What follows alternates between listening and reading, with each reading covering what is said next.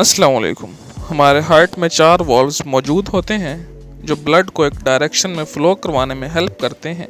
Heart valves ज़्यादातर उम्र बढ़ने के साथ डिफेक्टिव हो सकते हैं या फिर किसी इन्फेक्शन की वजह से। बाज़-औक़ात कुछ लोगों में हार्ट वॉल्व पैदाइशी तौर पर भी डिफेक्टिव हो सकते हैं, जिसे कॉन्जेनिटल हार्ट डिफेक्टिव कहा जाता है। ये या तो बहुत ज़्यादा सख्त हो जाते हैं जिससे ये ठीक से ओपन नहीं हो पाते, या फिर बहुत ज़्यादा लूज़ हो जाते हैं जिससे ये ठीक से क्लोज़ नहीं हो पाते।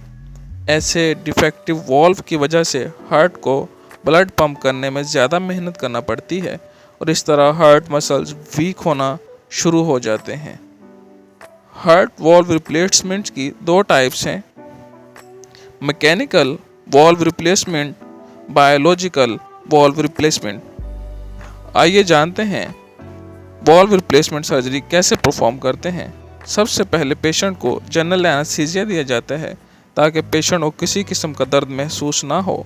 इसके बाद सर्जन आपकी चेस्ट के सेंटर में कट लगाकर चेस्ट बोन को एक्सपोज करता है और फिर चेस्ट बोन यानी कि स्टर्नम को सेंटर से काट कर अलग करता है।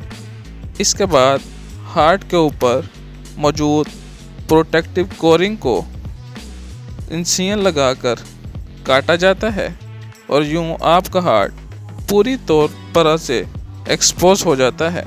इसके बाद आपके हार्ट को हार्ट लंग मशीन के साथ कनेक्ट कर दिया जाता है। ये मशीन आपके हार्ट का फंक्शन परफॉर्म करने लग जाती है और यूं आपका हार्ट वक्ती तौर पर रुक जाता है। इसके बाद सर्जन आपके हार्ट में मौजूद डिफेक्टिव वॉल्व वाली जगह को कट लगाकर एक्सपोज करता है और डिफेक्टिव वॉल्व को रिमूव कर दिया जाता है।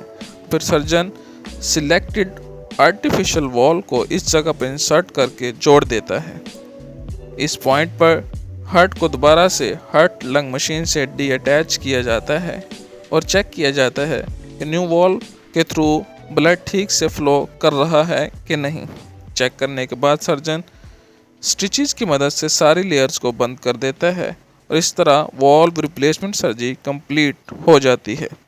अगर आप हमारे चैनल पर न्यू हैं, लाइक, शेयर एंड सब्सक्राइब करना मत भूलिएगा। Thank you. अल्लाह हाफिज़।